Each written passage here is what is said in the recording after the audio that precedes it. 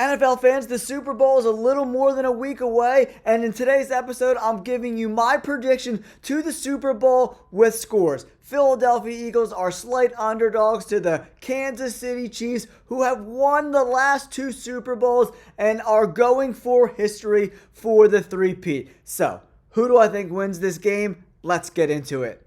Alright, NFL fans, before we get started, do me a huge favor, hit that like button and subscribe to the channel. It really does help us get into the algorithm. We're going to get into some facts about this matchup between the Chiefs and the Philadelphia Eagles before I give my scores and predictions.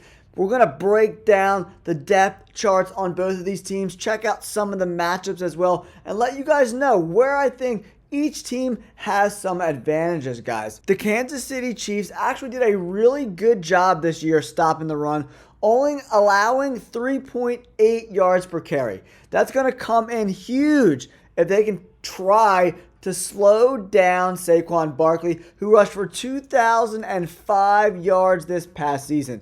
But they did stop running backs pretty well, but they did not stop quarterbacks from running on them all year long. The league average is at 4.1 yards, and the Chiefs are coming in at 4.9 yards per carry. So, Jalen Hurts definitely is going to have some opportunities in this game to get some first downs and some big chunks of yards with his legs, guys. This game is going to be so much fun. What I think the Eagles really need to do in this spot is establish the run with Saquon Barkley and then play action. The Kansas City Chiefs defense has been awful all year long against play action, giving up a 113.3 rate, guys. That's 28th in the NFL. Only, 29, 30, 31, 32. Only 4 teams are worse covering play action than the Kansas City Chiefs. That's something the Philadelphia Eagles definitely need to exploit in this spot. This Philadelphia Eagles defense is also the #1 scoring defense in the NFL. That's going to come in handy in the playoffs, right? In the last 6 games, the Philadelphia Eagles have forced 20 turnovers. But on the flip side, the Kansas City Chiefs have been great at protecting the football. Only 1 turnover in their last 9 games. That is extremely impressive, guys. Mahomes had a great game, probably the best game of his season in the AFC Championship game. He ran for 2 touchdowns. He threw for another 245 yards passing, an 111.9 rate. The dude absolutely crushed it, and it was the first time all season long that the Kansas City Chiefs have scored 30 or more points. Very, very impressive performance from Mahomes. Not a great performance from the Bills. They were missing some of their best defenders. Christian Benford left the game very early. Their #1 corner, and Taylor Rapp, their safety, did not play in that spot. One matchup we definitely have to keep our eye on is McDuffie versus A.J. Brown, guys. A.J. Brown crushes man coverage, so I don't know what the Chiefs are going to do. Are they going to decide to try to go one-on-one with Devontae Smith and A.J. Brown? I don't really know how that works out for them. This year, the Kansas City Chiefs pass defense versus wide receivers hasn't been great. 97.7 rate allowed. That's 21st in the NFL. The Kansas City Chiefs pass defense versus tight ends, not much better. 101.1 rate allowed. That's right in the middle of the pack for the NFL. Not very, very, very good. Steve Spagnuolo, the defensive coordinator for the Chiefs, loves to blitz, especially on passing downs, 3rd down and 5 or more. He loves to bring the pressure. But last week, he did not blitz a lot against Josh Allen because he knew if he blitzed, Allen could probably break things out of structure and pick up the first downs with his legs.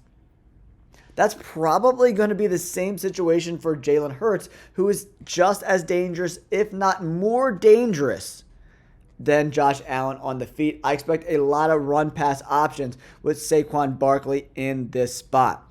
The Philadelphia Eagles offensive line, in my opinion, is the better unit, right? With Joe Thuney having to move over to left tackle, it kind of like makes the run game not so good. That's why Hunt and Pacheco have been struggling over the last few weeks, guys. Jordan Mailata, the Eagles' left tackle, he's only given up 2 sacks all year long. On the right side, the right tackle, Lane Johnson, he's given up exactly 0 sacks all year long. Probably the best right tackle in the NFL, guys. Extremely impressive. Josh Sweat is going to be going up against Joe Thuney in this spot, so we'll have to see how he holds up. He's not really a left tackle, but he's playing left tackle. And then Nolan Smith Jr. for the Eagles is going up against Jawan Taylor, the right tackle for the Chiefs, who's been pretty awful this year, guys. He's given up 7.5 sacks. Right. Okay. Now, if we flip it, the Eagles' defense against tight ends, only a 93.1 rate. That's 7th in the NFL. But last week, Reed Blankenship and the linebackers really struggled versus Zach Ertz. Ertz crushed it, dude.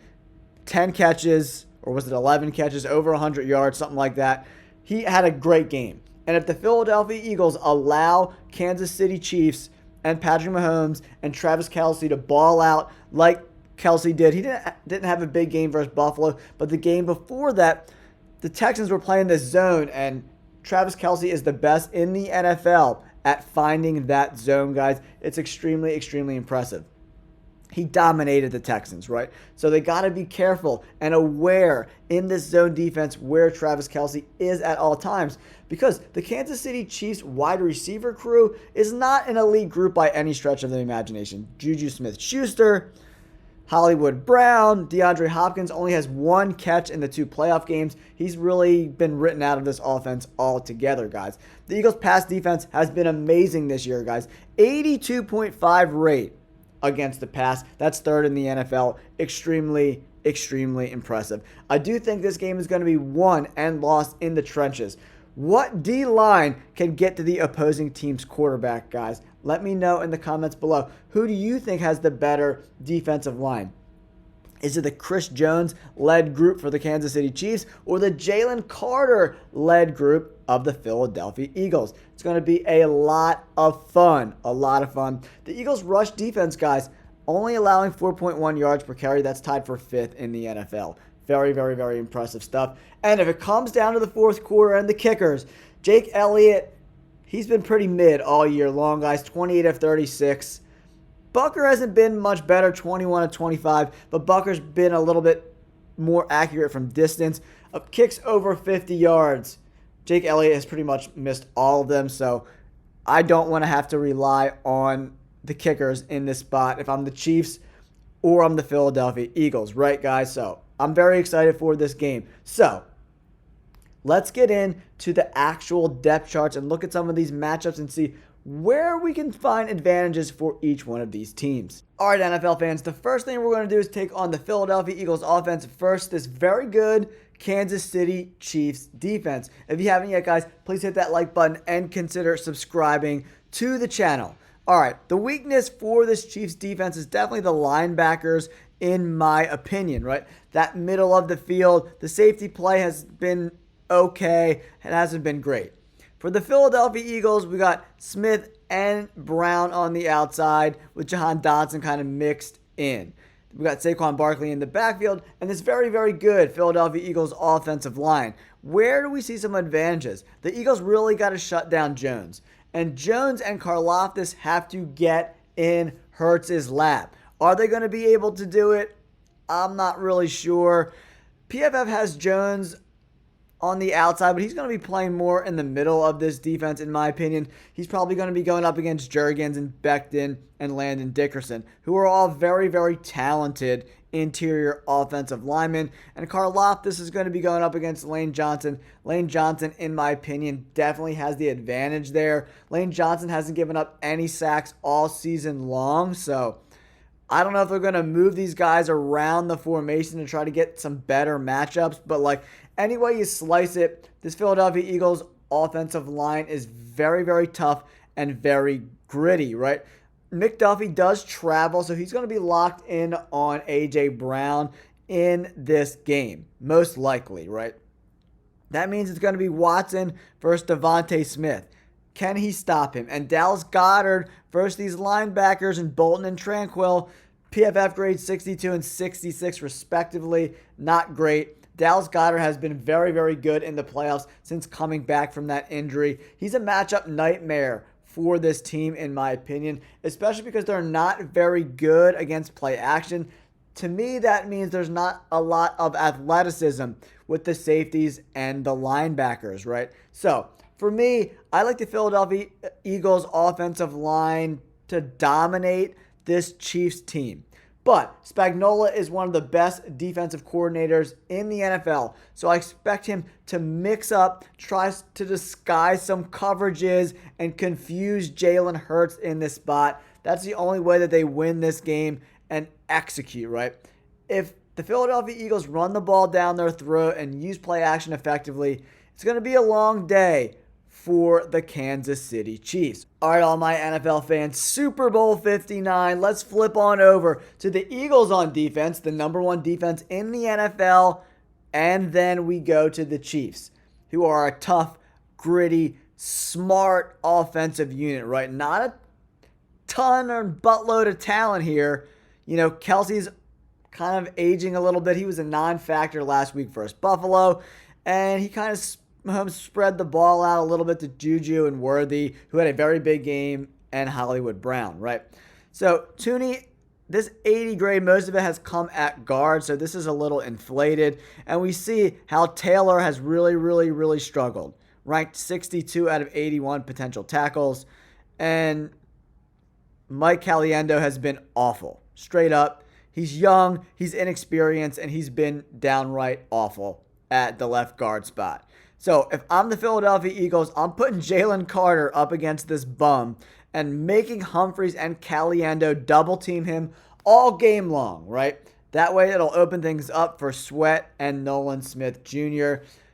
The Eagles cornerbacks have been great all year long. Slay, DeJean, Mitchell. Quinyon Mitchell has almost an 80 PFF grade as a rookie. Pretty unbelievable. Cooper DeJean has been great. The third ranked cornerback in the NFL out of 118 possible candidates. He's been really great. CJ Gardner-Johnson and Reed Blankenship, top 25 safeties, right? And Zach Bond has been the best linebacker in the NFL this year. So how do the Chiefs win this game? I think they're really going to want to try to establish the run. I know that sounds crazy, but if they have a bunch of 3 and outs, it could be a potentially long day. I don't see these wide receivers getting a ton of separation, so they're going to have to put guys in motion and really try to get Mahomes out of the pocket and try to create some stuff with his legs. On the flip side, the Eagles need to be very disciplined in their rush lanes. The Buffalo Bills were not. Patrick Mahomes had 2 touchdowns and a ton of first downs with his legs. The Philadelphia Eagles, if they want to win this game, cannot allow that to happen. Patrick Mahomes, I think the Chiefs are going to have to play pretty much perfect football to beat the Philadelphia Eagles. Because on paper, as you can see, the Philadelphia Eagles have a superior roster. But that does not mean they're going to win. Because the Chiefs are very well coached. Probably the best head coach in the NFL. A top 3 defensive coordinator. Fangio and Spags are pretty much neck and neck this year for defensive coordinators, in my opinion, in the NFL. The Eagles have a lot of depth too, man. Look at all, they don't have one weak link. Not one guy under a 70 grade on defense. The only team in the NFL with this kind of depth at every single position. It's going to be tough sledding for the Kansas City Chiefs. Patrick Mahomes is going to have to put that Superman cape on, man. If he wants to win this game, he's going to have to be perfect, because they're not running the ball effectively right now. They don't have great wide receivers, and they really haven't faced a great defense yet. The Bills were without their starting safety and their starting cornerback, and the Texans have struggled defensively, especially in that secondary all year long. So this defense is far superior than any team the Chiefs have faced in quite a long time. All right, NFL fans, that wraps up my analysis on Super Bowl 59, Philadelphia Eagles, Kansas City Chiefs. Woo, baby, this is going to be a lot of fun. On paper, the Philadelphia Eagles pretty much on every level are the better football team. But that doesn't matter when you have Patrick Mahomes, Andy Reid, and Steve Spagnuolo. The Chiefs are the best coached team in the NFL and have the best quarterback in the NFL. So, who do I ultimately think wins this game? I think the Philadelphia Eagles are just too deep. They have too many weapons on offense for Patrick Mahomes and this Chiefs offense to consistently keep up with the Philadelphia Eagles and that number 1 defense. So I'm picking the Philadelphia Eagles to win Super Bowl 59, get the revenge, and stop the three-peat 28-24. 23. Philadelphia Eagles are your Super Bowl 59 champions. Let me know in the comments below. What is your score prediction? Who do you think is going to win this game? And do you think the Philadelphia Eagles can beat the Chiefs and the referees in Super Bowl 59? Thank you guys so much for an amazing season. We added 10,000 subscribers this NFL season. I appreciate you guys so much. Don't forget to like and subscribe. Peace.